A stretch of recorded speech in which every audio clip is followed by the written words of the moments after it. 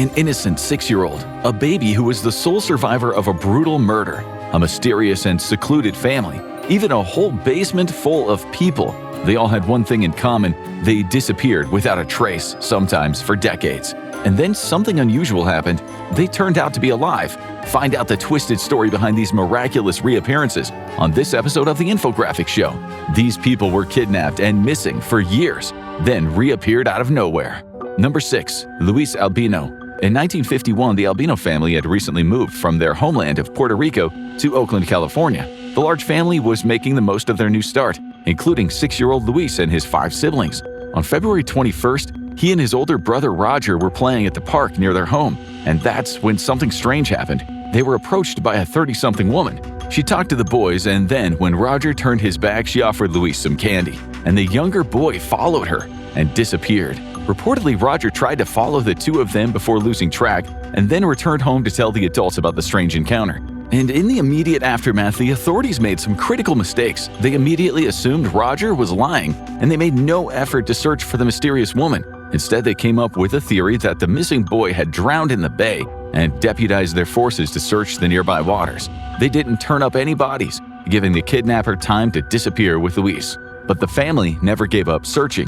The state and federal authorities failed to turn up any leads, but the boy's determined mother continued to pressure them. She didn't speak English, so her children and friends played a key role in the investigations. Years and then decades passed with no sign of Luis, either alive or dead.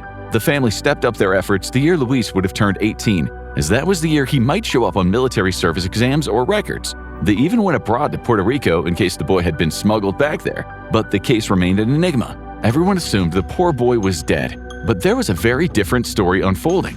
In reality, Luis had been taken by a woman who quickly took him out of California. Soon he wound up on the East Coast and found himself in a new family. Luis was so young and had so many changes already in his life that he seemingly just assumed that this family were his real parents.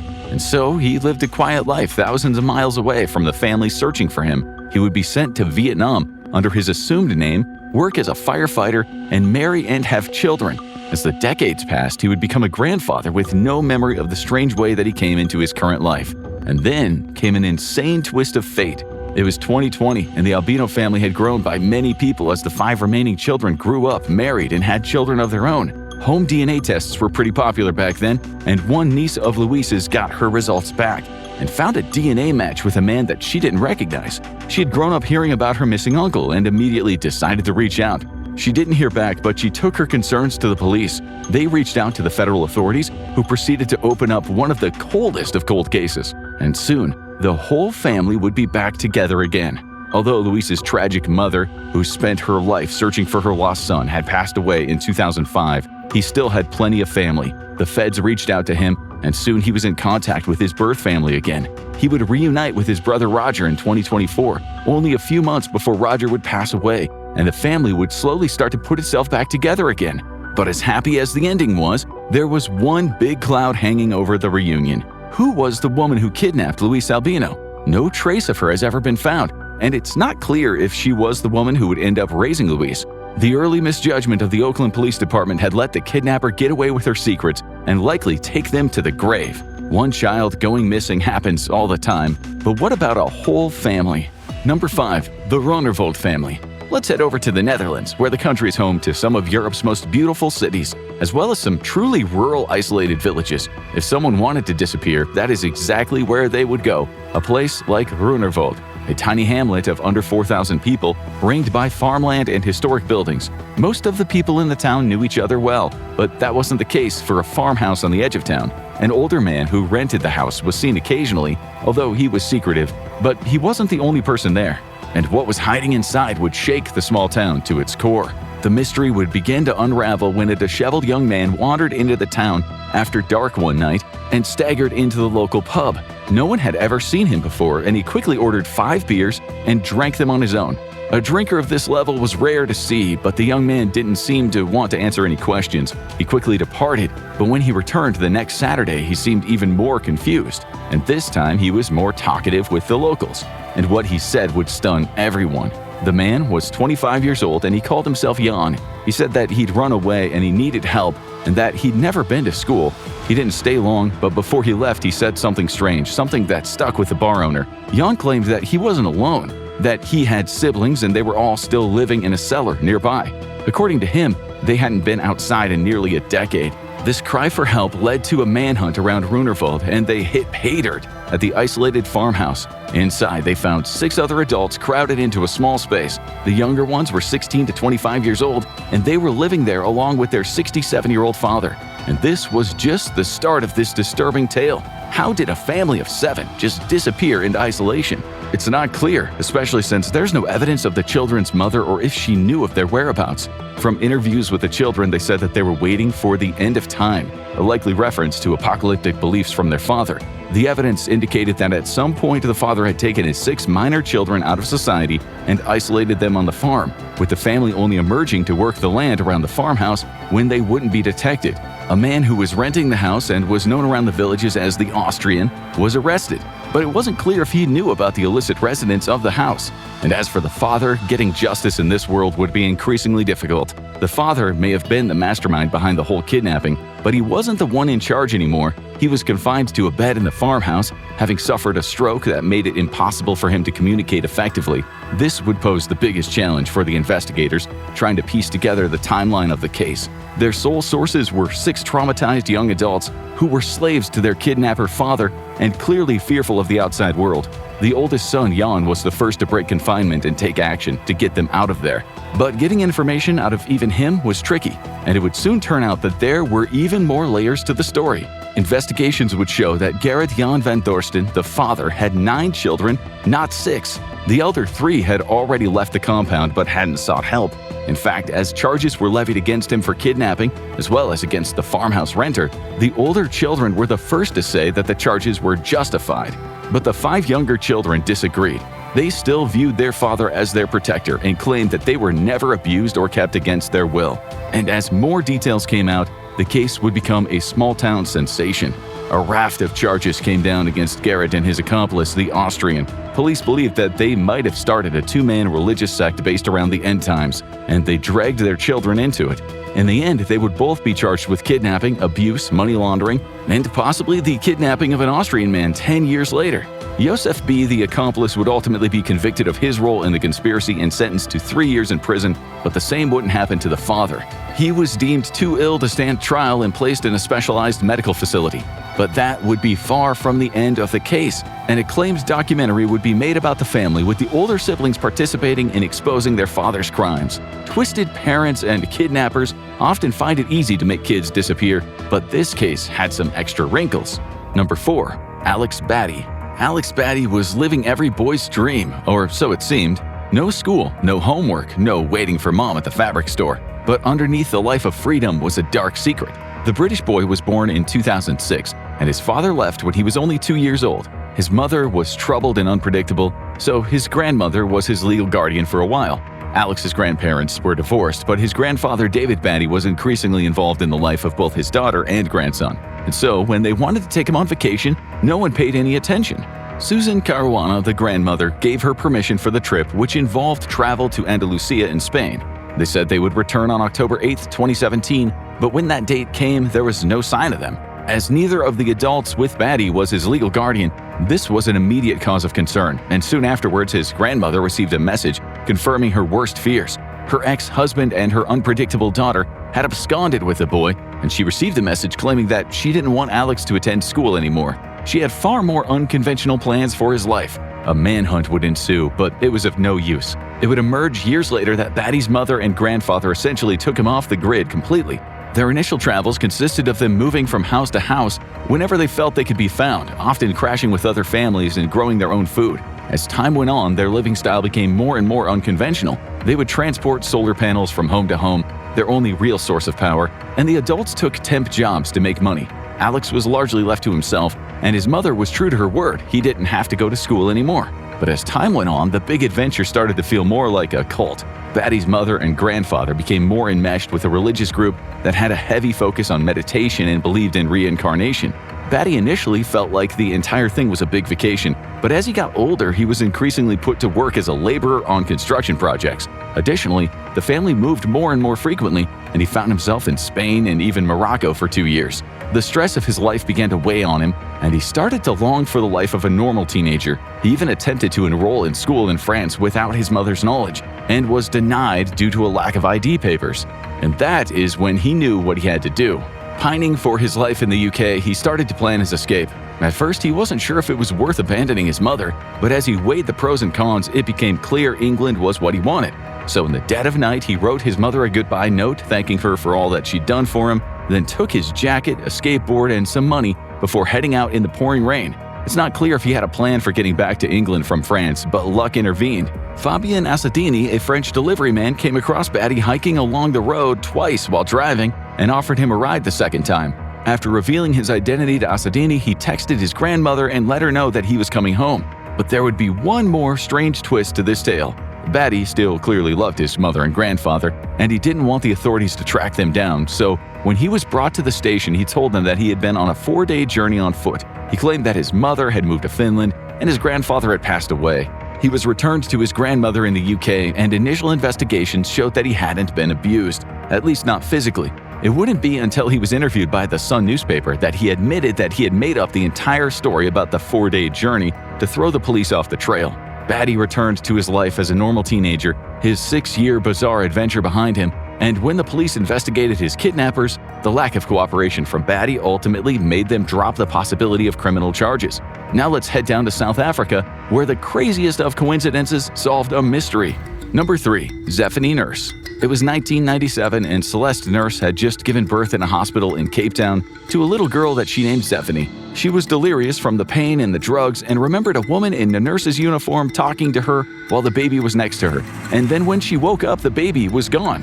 In a panic, she contacted the police, but they only found a select few items that were of no use in the search. It soon became clear that the hospital was anything but secured. There was a tunnel under the hospital that provided direct access to the street, along with nearly all of the areas of the hospital. And just like that, the mysterious kidnapper had disappeared without a trace. It soon became clear that the kidnapper had planned this well, reportedly using a pillow to fake the appearance of pregnancy while hanging around the maternity ward. She reportedly lurked around the ward, stalking mothers and their newborn children. Many other women reported strange encounters with her, but the descriptions of her face weren't any help in identifying her. And after 5 days of investigation, Celeste Nurse was discharged and the case slowly went colder and colder. But the mother wouldn't give up on the search for her beloved daughter. The family kept the daughter's case alive in the media with a public birthday celebration every year. She would give frequent interviews which raised possible leads, but they turned out to be dead ends. One woman who didn't seem to be pregnant before she came home with a baby was investigated, but her baby turned out to be a boy. More disturbingly, after 12 years of no leads, the family received a phone call claiming to know the baby's location and demanding money. When no one arrived to collect the money, the police traced the call and it turned out to be an opportunistic neighbor. But then the case would blow wide open in the most unlikely way. A few years after Zephany's disappearance, the Nurse family would have another daughter who grew up in the shadow of her missing older sister. Cassidy Nurse was 13 when she started at a new school, and she met an older girl named Misha Solomon. Despite the age gap between the two, the girls became friends, and classmates kept commenting on the fact that they looked surprisingly alike. When Morna Nurse heard his daughter talking about this, he arranged a meeting, and the moment he saw Misha, he knew that he had to take action. And soon the police were involved. The investigating officers confronted Misha's parents and they couldn't provide any proof of her birth. DNA tests were soon performed, and it was a match. Misha Solomon was actually Zephany Nurse. She was removed from the home of her suspected kidnappers, placed in a safe foster home, and the Nurse family was granted visitation that would allow them to bond with their nearly adult daughter. Lavana Solomon, the woman who had raised Zephany, was soon arrested and charged with the kidnapping. Her motivation was that she had several miscarriages and was desperate for a child. Her husband was found to be in the dark about the abduction, and she would ultimately be sentenced to 10 years in prison. But things weren't all that smooth sailing after that. Zephany soon moved in with her biological family, but the massive gap in time between her birth and the reunion made it difficult to bond with them. And after she turned 18, she chose to move back with her adoptive father and even reconnected with Lavana while she was in prison. She now keeps in contact with both families and even published a book about her ordeal and the eventual discovery of her true identity. It remains one of the strangest and most publicized cases in South African history. And in Philadelphia, a chance discovery led to a house of horrors. Number 2. The Basement of Horrors. The Keystone State's biggest city is bustling, with millions of people going about their daily lives. And deep under the streets of Philadelphia, one of the darkest secrets was being kept in 2011. Beatrice Weston, a teenage girl, had gone missing in 2009, and no trace of her had been found. But in 2011, people in the Tacony neighborhood of Northeast Philly reported suspicious activity around an apartment building. Why was so much activity centering around the basement? Soon enough, the police were investigating, and what they dug up turned into one of the darkest days in the city's history. Inside the basement of the apartment building, they found 4 people, mentally disabled adults. One was chained to the radiator. Deeper in the basement, they found Beatrice Weston, who had been trapped there for 2 years. She had been treated far worse than the other captives, being extremely malnourished and tortured. One of the investigators said that it was the worst condition he had ever seen a living person in, and there was an even more shocking reason why. Because the chief culprit was family. The police soon identified Linda Weston as the mastermind behind the kidnapping, along with her accomplices Gregory Thomas and Eddie Wright. Soon, Weston's daughter, Jean McIntosh, was charged as well. As the police investigated the basement, the number of victims grew to 10. There were 6 children kept locked up as well. The shock over the twisted discovery led to people wondering if there was a cult or a kidnapping matter, similar to other cases of captivity discovered in recent years. But the motive was far more mundane: greed. Linda Weston had been running a massive social security fraud operation preying on disabled adults and children, luring them into captivity, and then collecting their money in their name. The scam had been going on for years, and she and her accomplices had essentially created a dungeon underneath Philadelphia to cover it up. Her niece was a target of opportunity, but she had been targeting strangers as well, and that led the police to investigate whether this was a part of a much larger operation. And it turned out that there were many skeletons in Linda Weston's closet. She had an extended rap sheet, reportedly torturing and starving a man to death for refusing to support her niece financially in the 1980s. She only served 4 years due to mental illness, but in 2008, a person living with her died. While the death was classified as natural, her family was urging more investigations. Add in charges for check fraud, and it was clear that Weston was someone who wanted money and didn't care who she had to defraud, torture, or even kill to get what she wanted. And it would turn into one of the biggest trials in Philadelphia history. A 5th defendant, Nicholas Woodard, was soon charged as well, and it became a federal case. A grand jury charged the whole group with a whopping 196 criminal crimes, including kidnapping, racketeering, conspiracy, and hate crimes. When it turned out that 2 of the victims had previously died, Weston was charged with murder as well, and the evidence was overwhelming. She would ultimately plead guilty and be sentenced to life plus an additional 80 years. Her co-defendants would also plead guilty and receive decades-long sentences. The case was over, but there were still many unanswered questions. Because the victims were all disabled and had disappeared without a trace, it was a complex search to find their families. Most of them chose to stay private, but one, Tamara Breeden, decided to speak out several years later. She had been held for 10 years, one of the longest surviving captives. She revealed that Weston convinced disabled people to move in with her, playing mother when it was needed, and even flirting with the men she targeted. From there, the captives were trapped in locked areas in the dark and often drugged to keep them docile. And in the end, while all the conspirators went to prison for a very long time, many advocates for the disabled claim that it's not truly solved until reforms are passed to make it harder to defraud the disabled. But this next case may be the most shocking, and it all started with a pair of bodies. Number 1. Holly Marie Klaus. The year was 1980, and Harold and Tina Klaus were about as happy as could be, or so it seemed. The young couple had recently moved to Louisville, Texas with their infant daughter, Holly Marie. But below the surface, there were some troubling signs. They had stopped contacting their parents in October 1980. They had married in a whirlwind romance, despite Tina being only 16 at the time, and they had a daughter only 7 months later. They seemed to be devoted parents, and Dean got a job with a home building company that led to the move. But after Dean stopped showing up for work, the search for the two slowly picked up. Dean's mother tried to get the police to pay more attention, but the authorities believed that they didn't want to be found. Making things stranger, their car was returned to the family in Florida by members of a strange religious group. Did the Klauses join a cult? No one was sure what made the couple isolate themselves, and soon no one would be able to ask them. The bodies of the Klauses were discovered on January 12, 1981, in a bog not far from Houston. A dog had run out of the woods with a decomposed human arm, and that kicked off a manhunt that found the unfortunate couple. It was clear they had been murdered, with Dean being bound and severely beaten and Tina reportedly being strangled to death. The evidence was hard to analyze, given how badly the bodies were decomposed, but police believed that Tina had been attacked first and Dean died defending her. but at the time no one could identify them, and they were buried as John and Jane Doe. The couple had been in Texas only a short time, and their missing persons case was not a priority for the police. The Klauses also didn't know too many people there, so no one was asking the big question: where was Holly Marie? No arrests were made for the murders and no suspects were ever named. In fact, the case was completely cold until 2011, when a larger project to exhume unidentified murder victims came to Harris County. This would allow them to get more detailed DNA and potentially close some cases, as well as provide massive fodder to the boom in true crime podcasts. In fact, the podcast company Audio Chunk actually funded much of the investigation. The DNA database provided more details, and the DNA was turned over to a pair of acclaimed forensic genealogists, Misty Gillis and Allison Peacock. After analyzing the DNA, they found members of the Klaus family in Kentucky, and they contacted them to see if they had any family members who had disappeared. And the case burst wide open. Soon enough, Dean's sister Debbie Brooks provided information on her long-missing brother that quickly led to Tina being identified. Dean's mother, who was still alive, was finally able to bury her son and get closure, and the family agreed to have the couple buried together.